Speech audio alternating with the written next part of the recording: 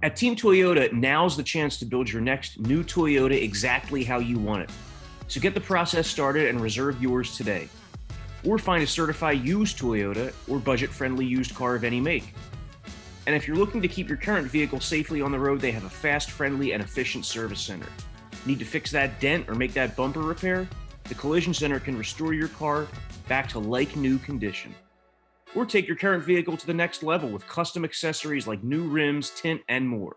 Just visit teamtoyota.net for more info.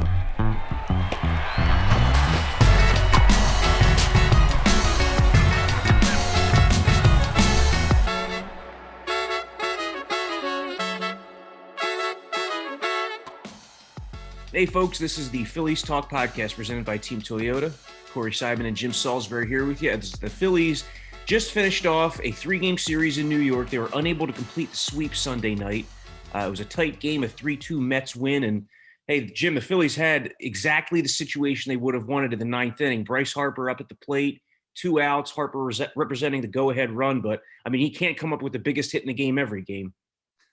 That's exactly what I thought. He can't do it every night. But as he strolled to the plate, I'm like, maybe he can do it every night. You're right. He was the guy they wanted at the plate. He just missed that pitch in a 1-run game. And he was quite disappointed after that game, which just tells you he's in such a groove. He's so locked in. He's going up there expecting to do big things every time. But he certainly has carried his load the entire second half.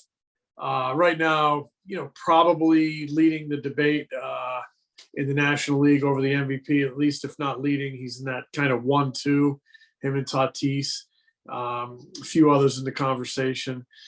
He had a huge hit Saturday night, I thought, as they won that game, 5-3. He late in that game comes up with a couple on and he delivers a double down the right field line to extend their lead to 5-1. Proved to be very big runs there behind Aaron Nola. But, take 2 out of 3 in New York. That's pretty good. You always want to win series, and that's what you got to do. But, in the final 2 weeks here, in the final 2 or 3 weeks, we're down to the final 2 weeks, but I'm talking about, leading up to this, are times where you need to be greedy and even do more than that because you have a deficit to make up in the National League East. But you'll take 2 out of 3. You would have liked to have gotten, a sweep. But in the big picture, you made up a game on the Braves over the weekend. They lost 2 of 3 in San Francisco. So we are officially in the final 2 weeks of the season as we sit here on Monday morning. And Phillies have 13 to play. The Braves have 15 to play, or 14 and a half. They have that, suspended game to finish with the Padres. It's just a really intriguing week. I know it's not a pretty race. We've been over this for months. It's not a pretty race, but it's a race. There's drama, and the Phillies. It couldn't line up any better for the Phillies with 7 games at home against two the worst team in Major League Baseball and the 28th worst team in baseball, the Orioles and the Pirates. 92 games under 500. I mean, you need to clean up on these guys. The Phillies do, and the Braves head to Arizona, and then they have San Diego as they continue to stay out west. Arizona would be the worst team in the National League, but we saw what they could do. They swept the Phillies in August out there. Now it's a month later. Are they completely out of gas, and will the Braves benefit from that? We'll see, but we will be watching those Phillies and Orioles and also watching those scoreboards out in Arizona. It's going to be an interesting week, Corey. Yeah, and the division race could end up being determined beyond the end of the regular season if the Phillies and Braves are close, because Atlanta had a game postponed against the Rockies last week, and that game does not have a scheduled makeup date yet because neither team shares a common off day. So it looks like if that game needs to be made up, it would be October 4th, the day after the regular season ends. But yeah, looking at these schedules this week, the Diamondbacks are a 100-plus loss team that the Braves are facing. The Orioles are a 100-plus loss team that the Phillies are facing. To your point, the Phillies have not made the worst teams in baseball look like the worst teams in baseball here in the second half when they faced the Pirates and the Diamondbacks and the Rockies. But these 3 games against the Orioles, that's a chance to change that conversation. They sweep the Orioles, they win 3 or 4 from the Pirates. I don't think we're talking or remembering really those series closer after the All-Star break. Yeah, sometimes the teams that are way out of it and have raised the white flag and start calling up young players, sometimes they can be tough to play against because they play very loosey-goosey down the stretch, kind of a nothing to lose. And, in baseball, you have to have that fine line between intensity and being relaxed enough to let your natural abilities take over. I guess what I'm trying to say is when you play tight in baseball, it's killer. It's like playing tight in golf. You're going to hit it in the woods. So these teams that are out of it tend not to play tight. I think the teams that are in it, when they play those bad teams, are, the wheels are turning in their head. We need to dominate those guys and dominate them early, and that tends to lead to pressing and playing tight. So it's like this vicious circle. I wonder, though, the fact that we're down to 2 weeks left, if these quote unquote dead teams, the Orioles and the Pirates, might not be really dead. I mean, exhaustion has set in. It's a long season, and now, the finish line is not like 6 weeks away. It's not a month away. It's 2 weeks away. So, I think you hope maybe that the intensity level of those 2 opposing teams coming into Citizens Bank Park is not what it might have been a month ago. That said, if I'm the Phillies, I don't even look at who I'm playing in that other dugout. I take the name off the chest, and I just worry about the Phillies. Go out and play good like you have been. Go out and play well, and score early. And score often, like they used to vote in Chicago, early and often. Put up a lot of runs, so you and your dugout can benefit, by not being uptight. So you can relax a little bit, let your natural abilities over. Don't let these teams hang around and make things tense in the late innings. So now your bullpen is gripping the ball too tight, making mistakes. Come out and get 7 in the first inning and build on it. Come out and get 3 in the first inning and build on it. And that will be, I really think, a difference maker against these 2 ball clubs. And again, they're major league players. You're only going to do it by performing well. You can't throw the gloves out on the field. You can't roll over. You're going to have to attack these games with intensity, and just forget about who you're playing, and just play for yourselves and play to dominate, play to win every inning. Well, runs could be at a premium on Monday night because the Phillies are facing left-hander John Means, by far the best that the Orioles have to offer. He has a 3.41 ERA on the season, pitched really well his last 4 times out. The Phillies counter with Ranger Suarez in Game 1, and then Tuesday, Jim, it's the dreaded bullpen game, which it looks like the Phillies are going to continue to go with here down the stretch, just based on a limited number of options. Yeah, Joe, after the last bullpen game, so they've done 3 of them here this month. 2 of them have not gone well. 1 went well. So after the last one, Joe was asked if he'd continue doing it. And he said, he kind of equivocated a little bit, said that, something we got to figure out. Then over the last couple of days, he's remained committed to it, but it sounds like there could be a little wrinkle maybe after they use an opener, and I don't know who that would be, whether it be a Coonrod who's done it, whether it be a Bedrosian who's done it. Sounds like they might lean on somebody for multiple innings, like that number 2 guy out of the chute, maybe a Falter, Bailey Falter, maybe Adonis Medina, whomever. But it's like we don't even know who's going to start the game yet, so we'll see. So really, they need to just focus on tonight. They haven't been good. They have not been good against left-handed starting pitching, but Ranger Suarez has been very good.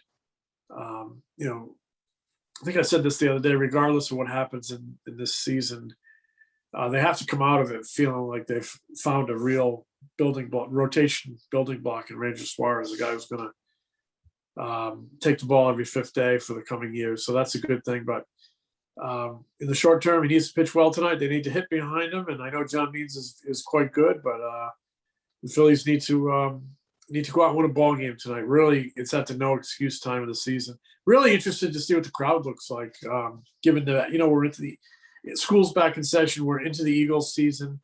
The Phillies have been so inconsistent. They really haven't charged up the fans at all and gotten people excited with their, kind of one step back, forward, two step back approach. But that said, it is a race. They're 2 games out. There is some drama. They have played well here in the last few days. You have a guy everybody was charged up about signing a couple of years ago, Bryce Harper making a run at MVP. I think there are reasons to be interested, but they've had, late last week, they had some pretty small crowds at Citizens Bank Park, a couple 16s and a 20. It appears much of the fan base has vaccinated itself against playoff fever. But we'll see what happens tonight. I don't think they're going to have a huge crowd, but, maybe if they can win a couple and keep the heat on the Braves, by the end of the week, there'll be a little excitement in the ballpark. Well, it's their final homestand of the season because they end up on the road with those 3 in Atlanta and 3 in Miami. Aaron Nola will not pitch in this Phillies-Orioles series. He projects to pitch against the Pirates later in the week. And Jim, he pitched over the weekend against the Mets, and it was the best start that he's made in quite a long time. 1 run over 5 2/3 innings, another big strikeout total for Nola, who got the win. Did you see some good signs there? I mean, that had to feel good for Nola, given how his recent Septembers have gone, particularly this one. The best sign I saw is he's made 15 starts the last 3 Septembers, 19, 20, and 21, and the team has only prevailed in 4 of them. So that was the best thing I saw. The Phillies won the ball game. He picked up his first win since July 25th. He had gone 9 starts without a win. I think the team was 3-6 in those games. He had a ERA over 5. So just the fact that he I know wins are de-emphasized in this era, but I do think they still mean something to the pitcher. You want to just mentally, emotionally see that W next to your name. It gives you a little lift. And Nola kind of alluded to that. I should say he more than alluded to that when I spoke to him a couple of weeks ago about his September struggles. And he just said, I haven't had a win in a long time, and it'd be nice to get one. And he had not had one since July 25th, so he finally got one. I got to think that helps his confidence a little bit. Just, something to build on. He get what do you go 5 2/3? Alvarado came in and got a big out. He's still not getting through the middle innings and it's deep into the game because that pitch count is getting where it is. And Joe is keeping guys to around 100. But I thought it was a real good sign, a potential momentum builder for him, a potential confidence builder for him, because he still remains crucial. He has 2 more starts left. And one of them is Net Braves series. One of them, I guess, would be this week against Pittsburgh. And one of them will be against, in that second game down in Atlanta, it'll be Wheeler, Nola, and Gibson, just the same rotation you just had up at the Mets. So they need him to really pitch well in his final 2 starts. He needs to pitch well in his final 2 starts for the team right now. And so he goes into the offseason with a little better feel. It certainly was encouraging, yes, what he did the other night in Citi Field, that's Shea Stadium.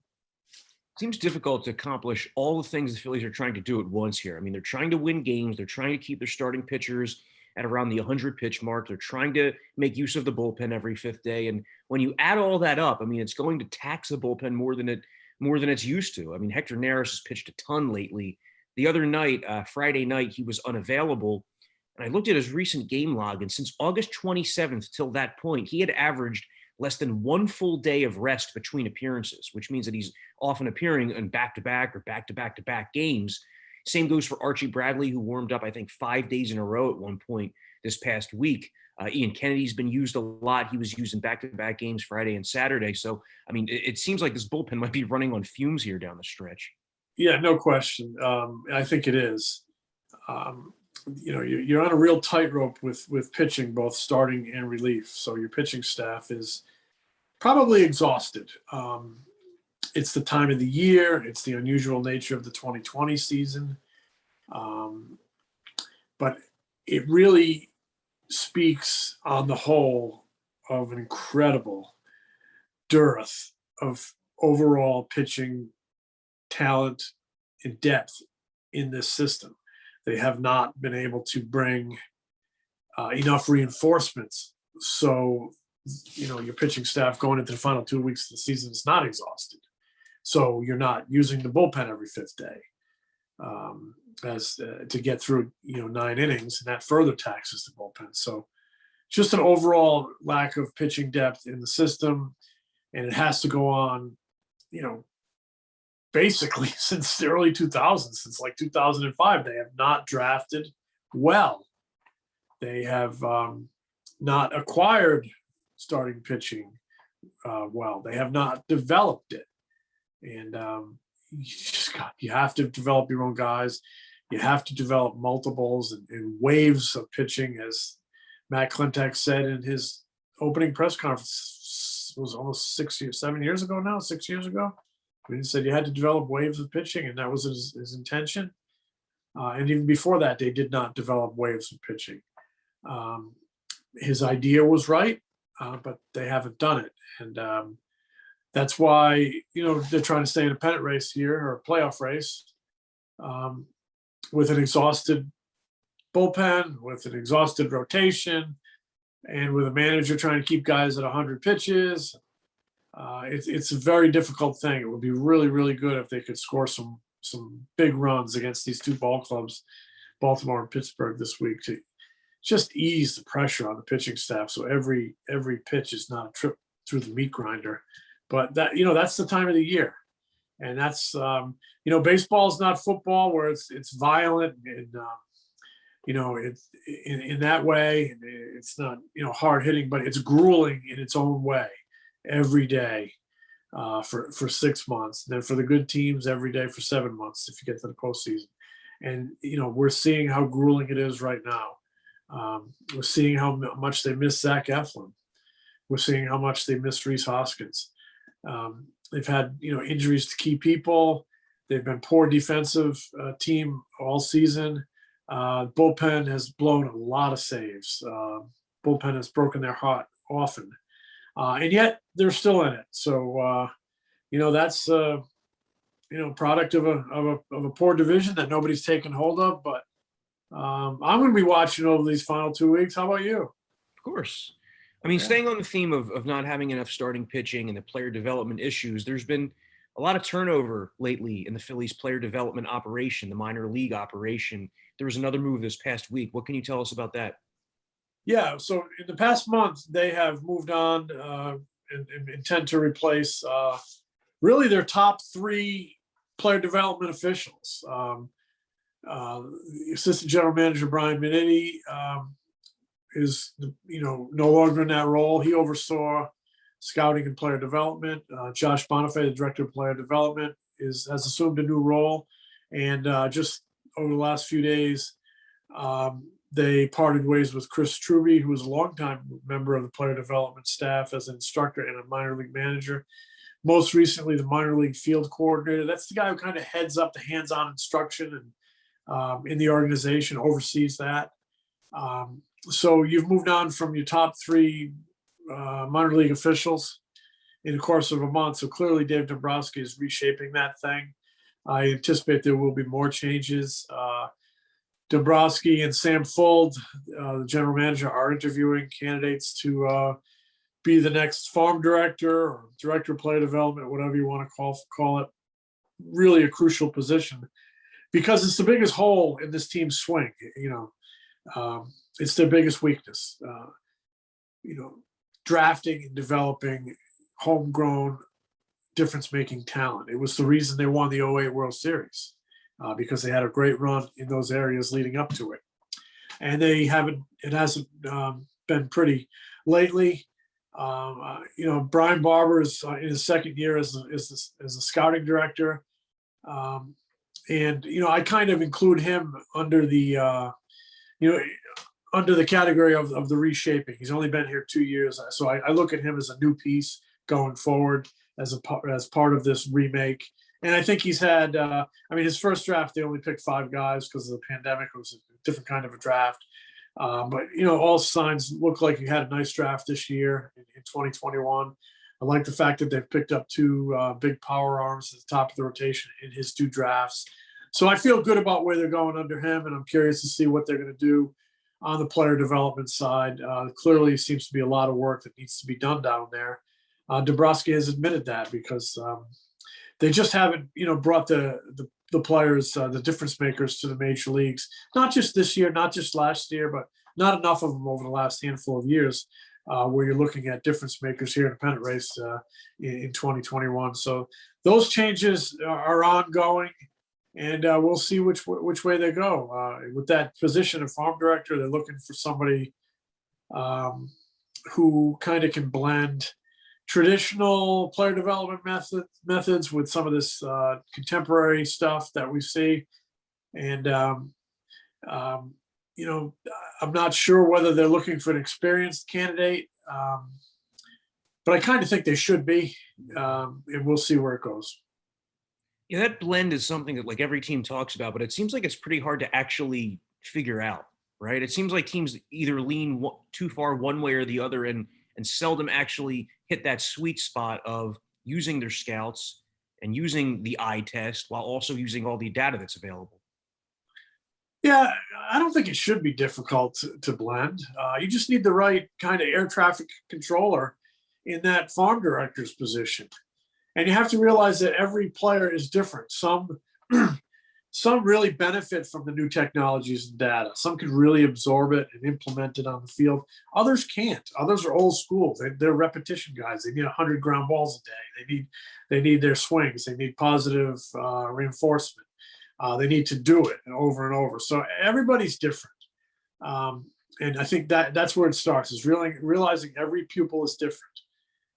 You can't force things on guys. Some guys it just doesn't work for. And you have to realize that all that data is a great resource. It can be a great training device, but there's no substitute for getting out there and doing it on the field, and doing it well. And then when you get it and you believe it, that's when you need to move forward. But there can't be one approach to teaching deliveries. There can't be one approach to teaching swing mechanics. Some guys are made to lift the ball and should be lifting the ball. You look at Michael Franco. Probably should be a guy who should be lifted when he was here. It should be a guy who's try to hit in the air because he doesn't run well, and when he hits it hard.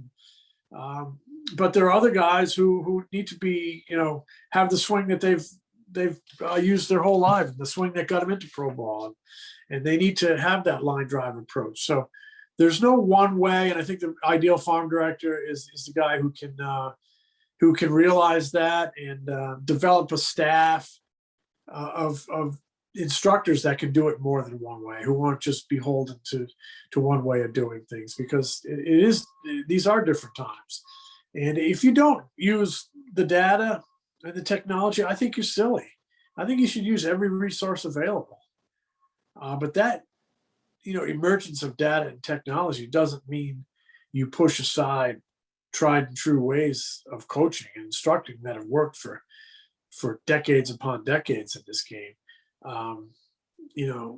Go out there and hire a smart person that knows how to blend it all and make it all work, and listen to the player in his action, in his words about what works for him, and let him have some control over his development, because it is his development. And if he doesn't embrace the right ways to learn and move forward, then he's going to be pushed out of the game.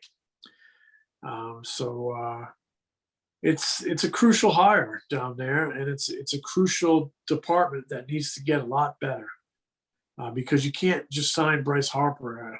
Bryce Harper's for $330 million every year. JT Realmuto's for $115 million, and Wheeler for $118 million every year. You got to have a core so you can go out and supplement with those big signings, and then you need to draft better. We kind of chatted about this last week. How many first-round picks they've missed on, and in particular in the outfield. If you hit on Cornelius Randolph in I think 2010, if you hit on Mickey Moniak in 2016, Cornelius Randolph, I'm sorry, was 2015. So if you hit on Cornelius Randolph in 2015, if you hit on Mickey Moniak in 2016, if you hit on Adam Hazley, there's 3 outfielders. Maybe you save $50 million and you don't have to sign Andrew McCutchen. Maybe you don't have to sign Bryce Harper. Who knows? So there are great benefits to getting those draft picks right and developing them, getting to the major leagues. It's an inexact science. It's a hard thing to do. And you're not going to hit on them all the time. You're not going to bat 1,000 in that area. But there's no question the Phillies have to be better there. Speaking of $50 million, you referenced that figure in relation to Andrew McCutchen. According to Fangraphs, Bryce Harper this season, based on his wins above replacement, has been worth $50.2 million to the Phillies, which is just absurd. I mean, what an all-around season he's having. He continued on Sunday. He did not come up with the game-winning hit in the 9th inning, but he did have a very strong game, manufactured the first run with his legs, ran through a stop sign at third base, scored all the way from first on a shallow bloop to left center with 2 outs in the first inning. He drove in their second run with a sac fly to deep center field, might have been a home run in some ballparks. He also saved 2 runs with a really good sliding catch in shallow right center to end the 8th inning. So another big all-around game from Harper, who's now driven in a run or had an extra base hit in 11 straight games, really making a push toward that MVP. As you referenced earlier, the Padres are fading. They just got swept over the weekend by the team that they're chasing in the wild card race, the Cardinals. So, that has to impact Fernando Tatis's candidacy. And we also see that when guys have really big second halves or a really big final month, voters might say it doesn't impact the race, but it seems to sway them. Totally. It's sort of like that lasting impression, that most recent lasting impression. I've always compared it to, when the NCAA basketball committee gets together to name that field of 64. At least it used to seem this way. They used to put a lot of weight on hot teams that finish strong, have a finishing kick. I think it's the same way in the voters' mind. And it because there's so much attention on these games, and there's always that possibility that a late performance by one guy lifts his team either into contention or helps that team stay in contention or even gets to the postseason. And, all the ducks are lining up in a row for Harper.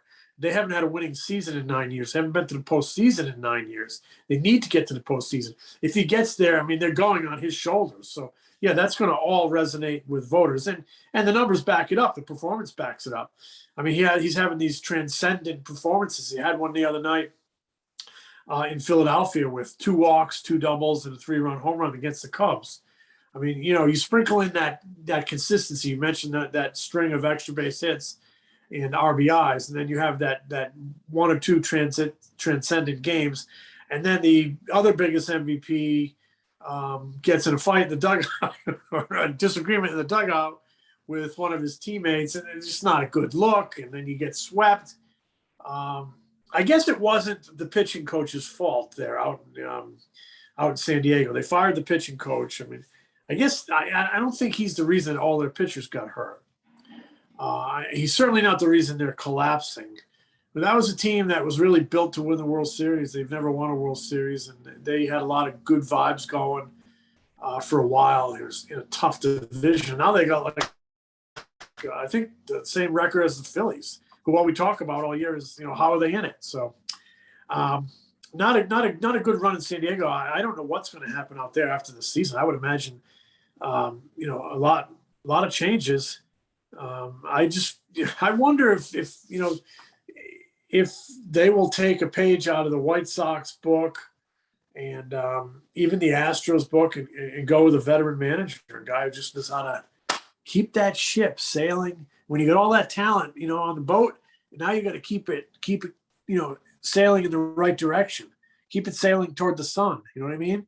And every once in a while, you're going to get broadsided by a big wave, and then there's going to be torrential storm up ahead. And the experienced manager knows how to steer around those things, take on a little water, bail it out, keep moving forward. And that job as a manager is still about handling people and keeping calm when all hell is breaking loose. And it's what Charlie Manuel was really good at. Seeing the big picture, seeing the finish line, handling these little pop-up storms. keeping everybody together when the frustrations are brewing over and boiling, handling it behind the scenes so nobody ever knows. There's still in this game, we see a lot of managers being directed by their front offices, being directed by their binders. I still think there's a lot of value in having a manager who comes at you with some maturity, knows how to handle relationships, knows how to handle people, knows how to handle adversity. And I wonder if the Padres, will go for someone like that. I would think they might be ripe for someone like that. Yeah, the veteran manager might be coming back into fashion here. Joe Girardi kind of falls in that category too, and we'll see if he can get the Phillies here to the finish line over the final 2 weeks. It starts with the Orioles Monday through Wednesday, Ranger Suarez on the hill to start the series, and Zach Wheeler will close it out on Wednesday before the Phillies move on to the Pittsburgh Pirates. That's going to do it for this Phillies Talk podcast. He's Jim Salisbury. I'm Corey Seidman. Catch you later in the week.